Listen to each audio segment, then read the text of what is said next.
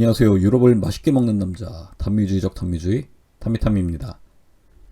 집밥 먹는 시간이 확 늘어났는데요. 뭐 할 줄 아는 메뉴 다 떨어지고 지겨워질 때쯤에 파스타도 한 번씩은 해보게 되잖아요. 유럽 여행 중에 반드시 한 번은 먹게 되는 파스타. 오늘은 전번 영상 까르보나라에 이어서 그 두 번째 페스토 파스타입니다.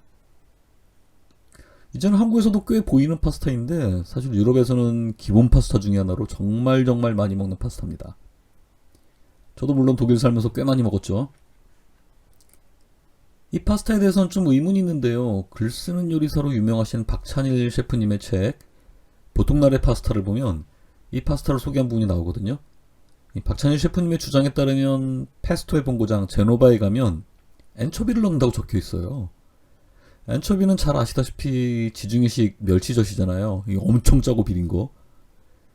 근데 제가 독일과 이탈리아에서 그렇게나 많이 먹어본 페스토 파스타는 전혀 그런 맛이 아니었거든요. 물론 제노바를 직접 가서 먹은 건 아니지만 이 독일은 자국 음식이 좀 후지잖아요. 예. 그래서 가장 대중적인 음식이 이탈리안이에요. 정말 이탈리아 음식점 많고 다 진짜 이탈리아 사람들이 하거든요.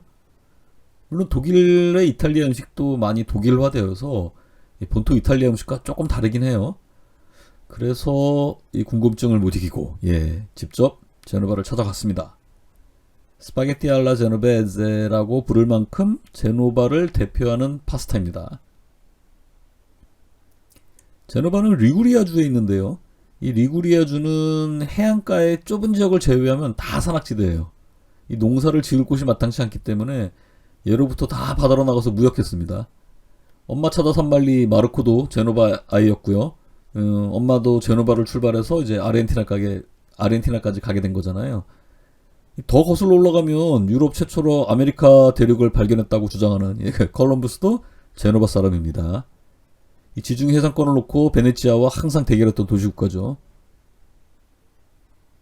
페스토 소스는 신선한 바질잎과 잣을 돌덩굴로 빻아서 빼꼬리노 치즈, 마늘과 함께 리구리아산 올리브 오일로 담근 아주 간단한 요리죠. 이 뭔가 다른 소스와 다른 점 발견하셨나요? 네, 맞습니다. 바로 가열하지 않은 소스. 제노바 음식들은 대부분 항해할 때 배에서 먹는 음식 위주로 발달해서 그렇거든요. 옛날 배에서 가열을 해서 소스를 끓이기 쉽지 않았겠죠. 이 소스가 만들어진 배경은 사실 바질 때문이에요. 이태리 요리에 절대 빠지지 않는 바질잎은 생각보다 빨리 시들어 버립니다. 그래서 바질잎이 신선할 때 잔뜩 따다가 시들지 않도록 올리브유에 재서 보관한 것이 이 소스의 유래입니다. 이 페스토라는 뜻도 이 빠따라는 뜻의 페스타레에서 유래되었거든요. 이 절구 공이를 영어로 패슬이라고 하잖아요. 이게 같은 어원이에요. 이 신선함이 강조된 소스다 보니까 제가 아는 이탈리안 셰프는 이 절대로 믹서로 갈면 안 된다 강조하는 사람도 있어요. 이 믹서로 갈면 열이 나잖아요. 그래서 귀찮아도 꼭 손절구를 써야 된다라고 주장하는 사람도 있습니다. 그만큼 신선함이 강조되는 소스인데 엔초비가 들어갔다고 좀 이상하지 않았어요? 나만 이상한가? 물론 이 크림을 넣는 미국식 소스 보면 이제 기절하는 제노바 사람들이지만 지중해라서 엔초비 넣는 건가? 이 지중해 연안에서는 지중해 연안의 각국들이 다 올리브유를 많이 나고 올리브유 다 맛있어요. 현지 사람들은 그래서 그런지 이 올리브유에 대해서 굉장히 까다롭습니다. 실제로 이 품종마다 열매도 다 다르고 맛도 다 달라요. 이 올리브유는 이태리 전역에서 다 생산되지만 통상 가장 유명한 세 지역이 남부 시칠리아 섬, 그리고 중부의 토스카나, 그리고 바로 이 리구리아주입니다. 근데 그 중에 이제 리구리아 올리브유가 가장 섬세한 맛을 낸다고 알려져 있어서 그만큼 비싸고 인기가 있어요. 이 리구리아를 다녀보면요, 대부분 산지잖아요. 그래서 이 올리브 농장이 잘 안 보이거든요. 도대체 이거 어디서 키우는지 잘 모르겠더라고요. 구글 항공사진을 봐도 도무지 안 보여요. 아마도 이게 대규모 재배가 아니라 산속에서 자생하는 나무들이나 이런 것들을 굉장히 재래 방식으로 수확을 하나 봅니다. 그래서 더 비싸고 평이 좋은 건지도 모르겠죠. 참고로 가장 올리브 생산이 많은 나라가 스페인이거든요.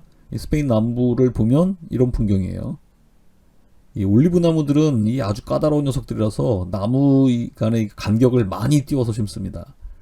그래서 항공사진으로 보면 딱 요런 모습이 돼요. 아무튼 이 산은 많으니까 잣은 많이 나오겠죠. 그래도 최고의 잣은 이 피사 사탑으로 유명한 피사산을 꼽습니다. 치즈는 페코리노 치즈를 쓰는데요.